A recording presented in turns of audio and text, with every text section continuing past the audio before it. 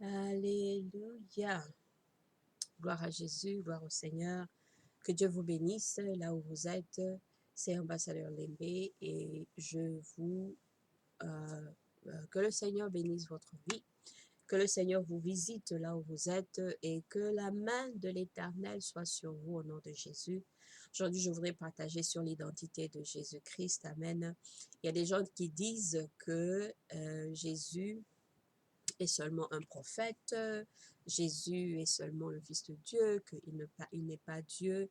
Donc, il y a beaucoup d'interprétations de l'identité de Christ, de Jésus. Alors, je voulais, selon ce que le Seigneur m'a mis à cœur, de partager un peu sur l'identité de Jésus. C'est quand même une longue présentation parce que c'est important. Je pense que c'est important pour nous qui avons accepté Christ, qui avons accepté de nous soumettre à la parole de Dieu, de comprendre qu'est-ce que ça représente, de comprendre en fait et d'avoir une idée très complète de l'identité de Jésus. Amen. C'est Ambassadeur Lembe et encore une fois que Dieu vous bénisse et que le Seigneur puisse vous ouvrir les yeux de votre cœur pour avoir une attitude de recevoir, amen, de recevoir tout ce que le Seigneur a réservé pour vous dans cette saison. Amen. Que Dieu vous bénisse. Il y a une chanson qui me venait à cœur hier quand j'étais en train de penser à préparer le message. C'est une chanson en anglais et je vais la chanter en français aussi. I just want to say Baba Oshe. I just want to say Baba Oshe. Je veux seulement dire Papa merci. Je veux seulement dire Papa merci. Alléluia.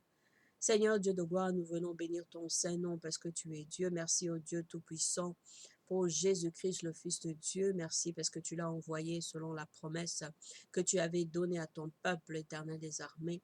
Nous bénissons ton nom, Seigneur. Merci pour son sang. Ô Dieu de gloire, merci pour le Saint-Esprit qui a ressuscité Christ d'entre les morts. Merci pour ton inspiration, Seigneur. Bénis mon frère, bénis ma soeur, bénis ce temps. Oh Dieu, cette saison que nous traversons, éternel Dieu, aide-nous, Yahweh, à nous accrocher à toi, à la parole de Dieu, pour que nous puissions prospérer, avoir le succès dans toutes choses au nom de Jésus. Amen, amen, amen, amen.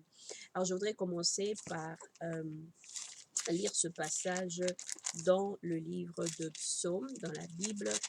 La Bible nous dit ceci, c'est Psaume 1.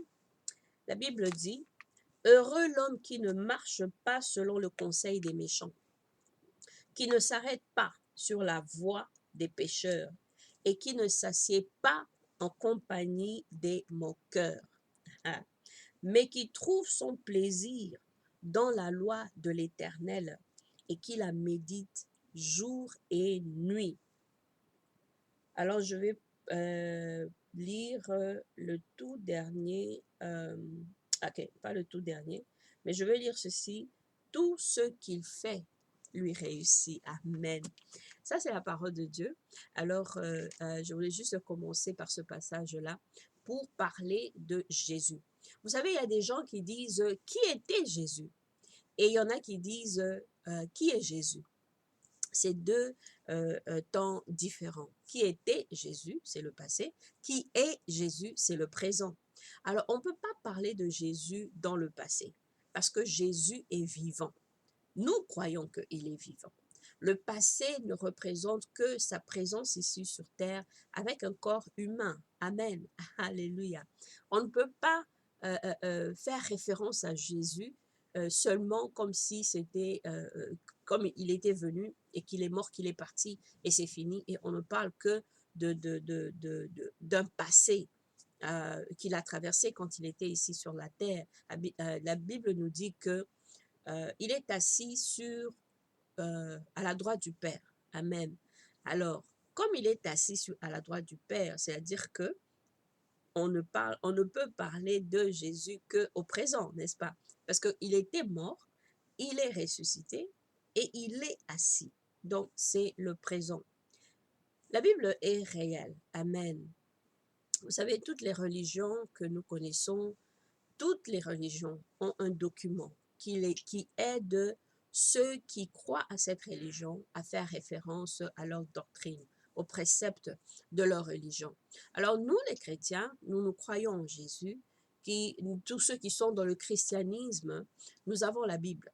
C'est la Bible qui est notre document de référence, c'est notre constitution pour marcher avec Dieu et pour comprendre comment faire la volonté de Dieu. Amen.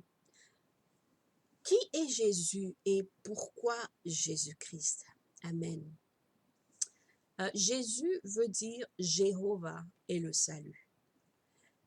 Christ veut dire le oint de Dieu, celui qui est oint, le roi qui était attendu pour la délivrance du peuple dans la paix et la prospérité, parce qu'il était attendu pour conduire ce peuple, le peuple d'Israël, le peuple que Dieu avait choisi comme étant le peuple de référence pour que le monde entier puisse connaître Dieu. Et il a choisi ce peuple d'Israël pour que, à partir du peuple d'Israël, le monde entier puisse le connaître, lui, Jéhovah. Amen. Emmanuel, on parle aussi de Jésus en tant qu'Emmanuel. Emmanuel veut dire Dieu est avec nous, Dieu est parmi nous. C'est un nom symbolique. Ésaïe, dans l'un des anciens prophètes, il a prophétisé dans Ésaïe, le chapitre 7, le verset 14. La Bible dit, c'est pourquoi le Seigneur lui-même vous donnera un signe. Voici que la jeune fille est enceinte, elle enfantera un fils et lui donnera le nom d'Emmanuel. Et cette prophétie a été faite 700 ans avant la naissance de Jésus. Amen. Alors quand on parle de Messie, on dit Messiah, Messie, Meshiach, Hamashiach aussi, selon en hébreu. Le Messie veut dire celui qui est oint.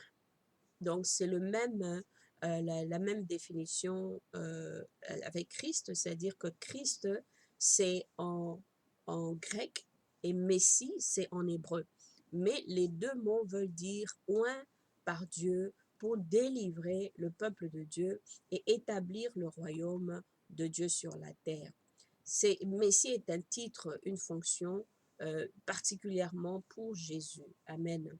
Les enfants d'Israël, eux, pensaient que Jésus était venu exercer une position politique et militaire pour les délivrer de la puissance des Romains. La Bible dit dans le livre de Daniel, le chapitre 9, de 24 à 25, c'est aussi une prophétie sur le Messie Jésus qui devait venir. Vous devez savoir que chez les Juifs, les noms ont une très grande importance chez les Juifs. L'identité de quelqu'un est vraiment très liée complètement au nom qu'on donne à leurs enfants. Donc un enfant qui naît, on lui donne un nom selon plusieurs éléments de la famille, de l'histoire de cette famille-là. Okay? Et c'est ça qui, au fait, détermine un peu comment les Juifs donnent les noms à leurs enfants. Alors nous aussi, en tant que chrétiens, nous devons aussi être très stratégiques quand nous donnons les noms à nos enfants. Amen. Alors nous allons parler aussi du royaume de Dieu. Le royaume de Dieu, ce n'est pas une religion. C'est le gouvernement de Dieu. C'est un système que Dieu lui-même a établi. C'est régi par sa grâce. Amen. Parce que c'est un domaine invisible où Dieu est le roi. Et nous, nous sommes des princes, si je peux dire, ou des rois. La Bible dit qu'il est le roi des rois. Amen. Donc, il est le roi de nous, les rois. Alors, tous ceux qui ont accepté Jésus dans leur vie, ce sont des rois, des princes. Amen. Euh, le royaume de Dieu est établi par Dieu lui-même. C'est un royaume de paix, un royaume de joie, un royaume de la justice de Dieu. Amen. Jésus a dit, quand il est venu sur la terre, il disait, repentez-vous, car le royaume de Dieu est là. Amen. C'est pour dire que la présence de Jésus sur la terre signifie l'expérience du royaume, que l'expérience du royaume est arrivée parmi les hommes. Amen. Alléluia. Parce qu'avec l'expérience du royaume de Dieu, nous recevons la capacité d'interpréter les mystères du royaume de Dieu. Amen. Parce que la Bible dit que dans 1 Corinthiens, le chapitre 4, verset 2, la Bible dit que nous sommes les dispensateurs des mystères de Dieu. Amen. C'est un endroit, le royaume de Dieu, c'est un endroit spirituel, un endroit mystérieux où le croyant en Jésus-Christ peut régner, peut s'élever, peut exceller au travers des principes du royaume de Dieu. Amen. Alors, comment Jésus est venu sur la terre? La Bible nous dit que Dieu l'avait promis. Dans Ésaïe, le chapitre 9, le verset 6, la Bible dit « Car un enfant nous est né, un fils nous est donné, et la domination reposera sur son épaule. On l'appellera admirable, conseiller, Dieu puissant, Père éternel, prince de la paix. » Amen. Jésus, il était présent au moment de la création. Quand la Bible dit que au commencement, Dieu créa les cieux et la terre. Quand il dit, et puis quand on parle de Dieu, on parle du Père, du Fils, du Saint-Esprit, n'est-ce pas? J'espère que vous connaissez le concept de la Trinité, ok? C'est trois personnes en Dieu. C'est pas trois dieux, non. C'est trois personnes en Dieu. La Bible dit que Dieu, quand Jésus est venu sur la terre, c'était pour nous réconcilier avec Dieu et avec les hommes dans le livre de Colossiens. Il a pris nos péchés sur lui. Tous nos péchés, il a pris sur lui à la croix. Il était prévu, parce que depuis la fondation de la terre, c'était une prévision que Dieu avait faite, que Jésus viendrait sur terre. Alléluia. Et qu'il viendrait pour comme sacrifice pour que les hommes que Dieu a créés maintenant puissent recevoir une nouvelle vie spirituelle et être reconnectés avec Dieu parce qu'au départ, il y a eu une séparation quand Adam et Ève ont péché contre le Seigneur. Amen. Alors, pour que le péché d'Adam n'ait plus d'impact, amen, sur la vie des enfants de Dieu, ceux qui viennent à Christ, c'est au travers de Jésus que nous pouvons recevoir cette reconnexion, amen, avec Dieu. Parce que la malédiction qui était arrivée à Adam, à Ève, avait atteint tout homme qui naît sur la terre. Alléluia. David, le roi David, il avait dit dans le livre de Psaume, chapitre 51, le verset 5 dit « Car je reconnais mes crimes, mon péché est constamment devant moi. Voici que je suis né dans le péché, la faute. Ma mère m'a conçu dans l'iniquité, dans le péché. » Amen. À la naissance, nous sommes déjà maudits. Amen. À cause du péché d'Adam et Ève. À la naissance déjà. Donc, il faut qu'il y ait un système, amen, préétabli pour nous aider à sortir de ce trou du péché. Et le système que Dieu a établi, c'est Jésus-Christ, le Sauveur, pour venir réconcilier les hommes avec Dieu. En fait, Jésus-Christ est pour tout le monde. Pour tout le monde. Alors, des fois, c'est un peu... c'est mystérieux, en fait. Et donc, comprendre ça, c'est vraiment vouloir... c'est vouloir comprendre, en fait, pour pouvoir comprendre. Amen. Dans le livre de Genèse, chapitre 3, le verset 24, la Bible dit que la Bible nous parle de ce qui s'était passé dans le jardin d'Éden quand Adam avait péché et Ève avait péché, ont désobéi à Dieu. Ils n'avaient plus droit à la lumière et à la perfection du jardin d'Éden. Parce que le jardin d'Éden, ce que Dieu avait fait, il avait créé cette perfection dans le jardin d'Éden. Alors quand eux, ils ont désobéi à Dieu, ils ont touché ce qu'ils ne devaient pas toucher. Donc, ils ont montré à Dieu que ils pouvaient réfléchir à leur façon et prendre des décisions à leur façon. Alors Dieu les a chassés. Il leur a défendu d'entrer, de revenir dans le jardin. C'est-à-dire qu'il y a eu une séparation entre Dieu et Adam. Il leur a dit, sortez, parce que vous avez désobéi. Alors, Adam et Ève devaient travailler. C'était une nouvelle vie pour eux. Ce n'était plus la perfection, parce qu'ils n'étaient plus dans le jardin d'Éden. Donc, ils se sont retrouvés en dehors du jardin d'Éden, là où il y avait la misère, les soucis. Ils devaient travailler à la sueur de leur front. Il y avait les crimes. Caïn a tué son frère Abel. Et puis, il y a eu plein de choses se sont passées. Alors Dieu, dans sa bonté, dans son amour, il a choisi Noah. Il dit Noah va venir. Et puis il a choisi Abraham. Et puis il a choisi Moïse. Et puis il a choisi Jacob, Joseph, David, Salomon. Et puis il a choisi des personnes, des juges qui devaient juger le peuple d'Israël. Toujours pour essayer de ramener, de ramener l'homme à lui. Donc il était tout le temps en train de réajuster la pensée de l'homme pour le ramener à lui, pour établir ce peuple-là que lui, il avait choisi.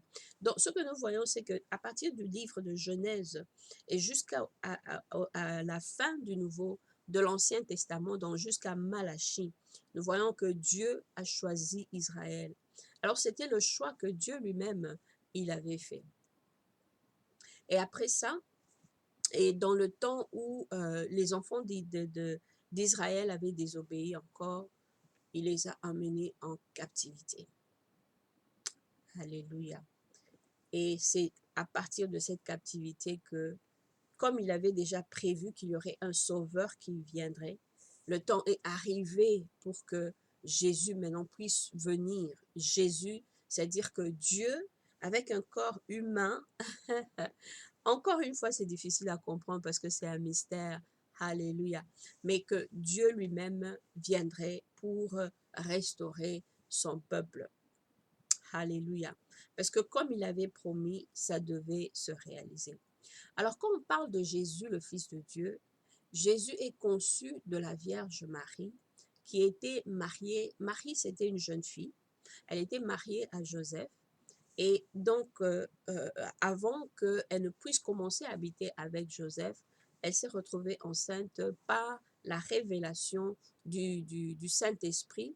Et donc, le Seigneur l'a visitée au travers d'un ange et le Saint-Esprit est venu la couvrir et elle a conçu l'enfant Jésus, sans avoir de rapport avec Joseph. Amen. Un autre mystère dans la parole de Dieu. Amen. Alors nous voyons que Marie avait euh, euh, euh, une obéissance. Elle était très obéissante à la parole de Dieu. Elle était très obéissante parce que dans le temps, c'était un peu normal d'avoir la visite des anges. Et le Seigneur le faisait selon la parole de Dieu, selon les histoires que nous avons lues dans la parole de Dieu. Dieu a visité son peuple plusieurs fois au travers des anges. Alors, pour Marie, elle a obéi. Carrément, elle a obéi, elle s'est laissée aller et se soumettre à Dieu. Mais elle n'a pas la même capacité spirituelle que Dieu ou Jésus. Donc, ce n'est pas, Marie est une servante. Elle n'est pas, euh, euh, elle n'a pas de divinité, si je peux dire. Amen. Alors, parce qu'il n'y a rien dans la Bible qui donne autorisation à Marie, ok, de pouvoir agir ou d'assister Jésus pour nous. Elle était là comme l'assistance pour amener, peut-être pas l'assistance, mais l'instrument utilisée pour amener Jésus dans le monde. Parce que si elle n'était pas disponible, Dieu allait prendre une autre jeune fille. Amen. Alors nous devons savoir que euh, la Bible nous dit qu'il y a un seul médiateur entre Dieu et les hommes, et c'est Jésus-Christ. Alléluia, le Fils de Dieu. Jésus est né à Bethléem. Bethléem veut dire la maison du pain. Alors Jésus lui-même nous a dit qu'il est le pain de vie. Amen. Parce que dans Jean, le chapitre 6, le verset 48, il dit « Je suis le pain de vie ». Alléluia. À sa naissance, après sa naissance, Dieu dit à Joseph, là ils sont mariés, et puis Jésus est né, mais il y avait une persécution. Il y avait la persécution par le roi Hérode qui voulait tuer Jésus parce qu'il y avait eu un message qui lui était arrivé que Jésus est roi. Alors il avait peur qu'on vienne le détrôner et il voulait tuer Jésus. Dieu a envoyé un message à Joseph pour dire « Ah, il faut aller en Égypte et vous réfugier ». Donc Jésus a été réfugié en Égypte pour fuir la persécution. Amen. Donc, ils sont allés en Égypte, après ils sont revenus à Nazareth. Ils sont allés vivre à Nazareth. Nazareth veut dire tour de garde. Alors, la Bible nous dit que Jésus est l'intercesseur, il intercède pour nous. Il est assis à la droite du Père et il intercède pour nous. Donc, il voit tout ce qui se passe sur la terre. Nazareth, là où Marie et Joseph ont commencé leur vie, c'était une ville entre la mer Méditerranée et la Galilée, la mer Galilée. Ok. Jésus a grandi là-bas jusqu'au début de son ministère. Donc, quand il avait 30 ans, c'est en ce moment-là que Jésus a commencé le ministère. Dans la Bible, Jésus est appelé Jésus de Nazareth ou un Nazaréen à cause de sa vie à Nazareth, dans cette ville-là. Alors, selon le plan de Dieu, Jésus commence le ministère et on a lu les miracles que Jésus a fait, les paroles de Jésus, les actions de Jésus aussi. Alors, quand on dit que Jésus est Dieu, oh ouais, je vais bientôt finir. Quand on dit que Jésus est Dieu, qu'il est le Fils de Dieu, qu'il est Dieu, il est le Dieu fait chair, c'est-à-dire que Dieu met dans un corps humain. La Bible nous parle dans Jean 1. La Bible dit, au commencement était la parole, et la parole était avec Dieu, et la parole était Dieu. Donc la Bible nous dit que la Bible, c'est la parole de Dieu. Et Jésus, c'est la parole de Dieu. Donc Jésus, c'est la Bible. Amen. Parce que dans Apocalypse, le chapitre 19, le verset 13, la Bible dit qu'il est vêtu d'un manteau trempé de sang. Son nom est la parole de Dieu. Amen. Alléluia. Jésus est la troisième personne de la Trinité. Selon la hiérarchie de Dieu, il y a Dieu le Père, le Fils, le Saint-Esprit. Ça ne veut pas dire qu'ils sont alignés par la puissance, celui-là a plus de puissance que celui-là, mais c'est Dieu. Dieu est, il y a un seul Dieu, un seul Dieu, un seul Dieu. Amen. Donc, Jésus est le Dieu Tout-Puissant. Il est le Père éternel, le Prince de la paix, le Roi de la justice, le serviteur de Dieu, le bras de l'Éternel, le prédicateur oint, le Sauveur puissant. Il est le Fils de Dieu, le Fils de l'homme, le Maître divin, le gagneur d'âme, le grand médecin, le pain de vie, le défenseur des faibles, la lumière du monde, alléluia, le bon berger, le prince de la vie. Il est le roi, il est le consolateur, il est le vrai cep, il est le donateur de l'esprit, il est le grand intercesseur, alléluia. Il est la victime modèle, il est le sauveur crucifié, il est le vainqueur de la mort. Il est celui qui rétablit le pénitent. Alléluia. Jésus est celui qui nous donne la vie. Il est le pacificateur. Il est le juge de tous les hommes. Il est le rédempteur. Il est l'image de Dieu. Il est le libérateur. Il est l'agneau immolé. Alléluia. Il est l'unique fondement. Il est le Seigneur de gloire. Il est le chef de l'Église. Il est le Seigneur qui vient. Il est le bienheureux et le seul souverain. Il est l'auteur de la foi. Amen. Il est l'alpha, l'oméga. Il est le lion de la tribu de Juda. Il est la parole de Dieu. Il est le bon berger. Il est la source de vie. Il est la vérité. Il est le chemin. Alléluia. Jésus est le roi des rois. Jésus est le Seigneur des seigneurs. Et alléluia. Et encore et encore. Bien sûr, tous ces noms, tous ces qualificatifs, tous ces adjectifs ont une signification spirituelle, amen, pour nous et aussi pour la position de Jésus au travers le monde et dans sa relation avec Dieu le Père et le Saint-Esprit. Amen. Jésus est aussi le sacrificateur. Alléluia. Il a été accusé de blasphème. Il a été déshonoré. Amen. Il a été arrêté, il a été torturé, il a été insulté, il a été battu, il a été déshabillé, on a craché sur lui. Jésus a été crucifié, il est mort sur la croix. Alléluia. Quand il est mort, la Bible nous dit que le voile qui était dans le temple s'est déchiré de haut en bas. Alors ça nous donne accès devant Dieu. Parce que seul Jésus est le médiateur entre Dieu et les hommes. Alléluia. Jésus a été enterré et au 3e jour, il est ressuscité. Alléluia. Puis il est monté au ciel, il est retourné à côté de son Père et il intercède pour nous. Vous savez, la mort de Jésus, c'est un acte spirituel parce qu'il y a des gens, bien que c'était physique, que ça s'est fait physiquement, mais spirituellement, il y a eu un déclic à sa mort. Alléluia. Parce qu'il y a des gens qui disent que pourquoi un roi allait mourir sur la croix, une mort tellement cruelle, une mort si sale, une mort vraiment qui ne donnait pas valeur à ce que nous puissions dire que Jésus est notre roi, qu'il est notre Dieu. C'est une mort vraiment qui n'a pas de sens en fait, parce que celui qui ne comprend pas la valeur de la mort de Jésus, eh ben, va donner cette signification à la mort de Jésus. Mais pour nous, la mort de Jésus, la vie de Jésus a une signification très importante et extrêmement et clé pour notre libération à nous.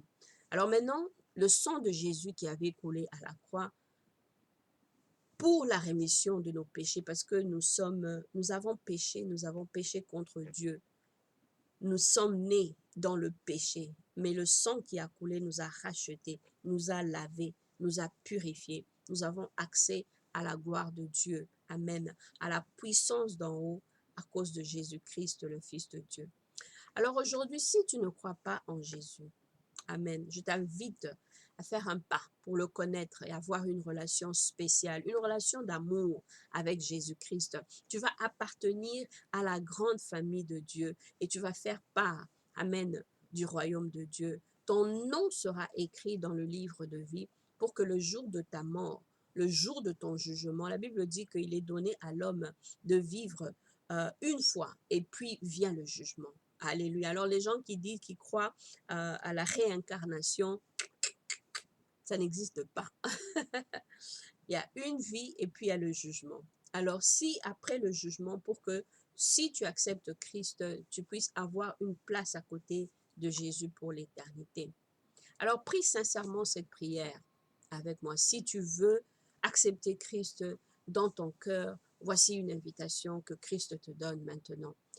Seigneur Jésus, je te donne mon cœur et ma vie. Pardonne mes péchés. Reçois-moi dans ton royaume. Je crois que tu es le Fils de Dieu. Je crois que tu as donné ta vie pour ôter le péché de l'humanité. Je crois que tu es mort sur la croix pour montrer ton amour pour les hommes et que tu as été enterré et que le 3e jour, tu es sorti du tombeau. Guide-moi, lave-moi par ton sang précieux, remplis-moi de ton Saint-Esprit et dirige ma vie. Merci Père parce que tu es bon au nom de Jésus. Amen. Voilà donc ce que je voulais partager avec vous et que Dieu vous bénisse abondamment. J'espère que c'est un message qui va révolutionner votre vie de prière. Amen. Qui va révolutionner votre attachement à Christ. Parce que Christ est réel. Alléluia. Gloire à Dieu. Que Dieu vous bénisse. Amen. C'est Ambassadeur Lembe et passez une bonne journée. Gloire à Jésus. Merci.